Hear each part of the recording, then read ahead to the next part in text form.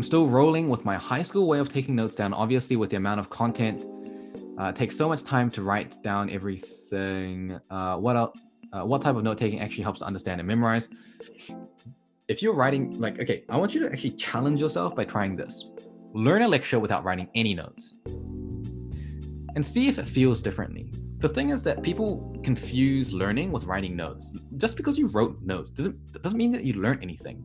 So first of all, master the ability to learn and then look at how your notes can supplement that. So that's the major change, is that there is an external dependency on writing, and that dependency is not doing anyone any good, because it doesn't mean that you're learning, but you are tricking yourself into thinking that you are learning. And it's actually getting in the way of you being able to learn effectively. So be able to handle information in your head. Learn how to pivot the information and see it from different perspectives. Develop the ability to clash ideas together and see where the meaningful connections are. And most importantly, crucially, develop the ability to simplify information such that learning new information seems more like kind of just an example or an extension of something you already knew.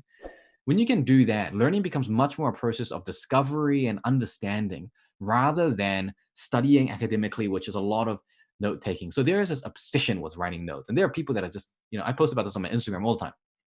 Don't be proud of having super neat, perfect notes. It's like, who gives a shit if you've got perfect notes?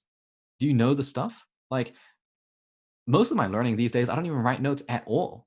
And I'll still know it very well. Like, I didn't write notes for memorizing the acute abdomen, and I still know it.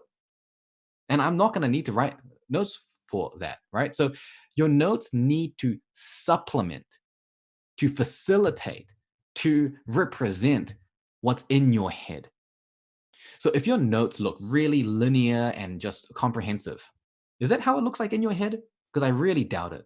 When you look at your notes, do you think that's a manifestation of my knowledge? And if the answer is no, change it. Express the information as closely as you can to what's in your head. The difficulty is that most students, when they're first doing this, don't know how it is in their head. The information is so disorganized and scattered that it's there when questions are asked and you kind of think about it, but you can't recall it. You can't organize it and structure it yourself. And that ability to reconstruct the information is the pivotal part.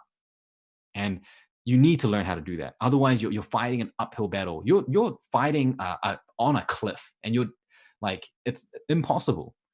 So don't think so much about the note-taking technique as such. Think more about the internalization technique, and then think, how can the notes represent that?